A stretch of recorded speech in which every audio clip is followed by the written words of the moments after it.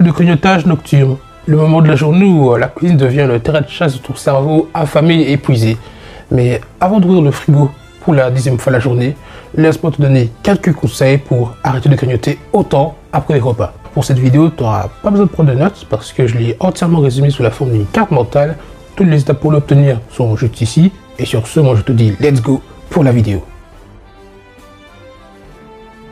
Le soir, quand tu as consommé ton dernier repas et que tu n'as plus faim, mais malgré ça, tu vas quand même dans le tiroir de la cuisine pour chercher des chips, à ce moment-là, il est important de comprendre les raisons qui t'ont poussé à faire cela. Les raisons qui peuvent nous pousser à grignoter le soir, après notre dernier repas, ça peut par exemple être l'ennui, peut-être que ton cerveau n'est pas assez stimulé, ça peut être la tristesse, voire la solitude, peut-être juste qu'en fait, tout au long de la journée, tu n'as simplement pas suffisamment mangé. Mais si tu ne connais pas vraiment la raison pour laquelle tu manges autant après les repas, ça peut être sympa de tenir un journal nourriture, émotion, comme ça en fait, à chaque fois que tu manges quelque chose, tu notes les émotions que tu ressens en ce moment.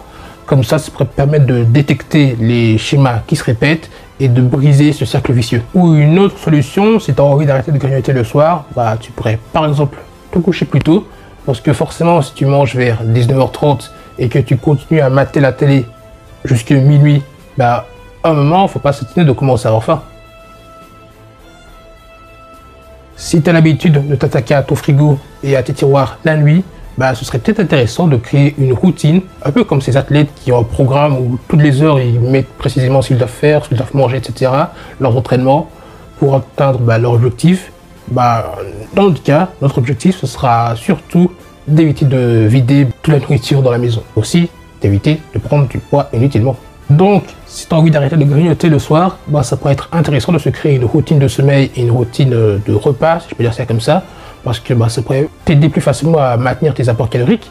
Parce que si tu manges des petits repas tout au long de la journée et qu'en plus tu vas te coucher tôt, ça pourra résoudre l'un des problèmes du grignotage le soir qui est de ne pas suffisamment manger tout au long de la journée et ne pas suffisamment bien dormir. Donc problème-solution. D'ailleurs, il y a une étude de 2015 qui a justement constaté le lien entre le fait de mal dormir et de manger beaucoup trop tout au long de la journée et également faire des choix alimentaires pas très sains.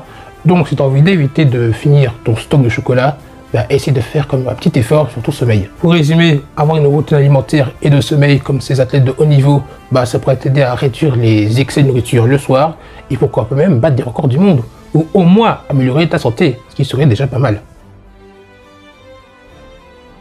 Si ton truc c'est la nourriture industrielle bourrée de sucre et beaucoup trop transformée, je pense ne rien t'apprendre en te disant que c'est pas très nice pour la santé. Mais ici, parce qu'on n'est pas là pour s'imposer des régimes restrictifs, parce que c'est totalement inefficace, sache qu'il existe des alternatives beaucoup plus saines à ce type d'aliments.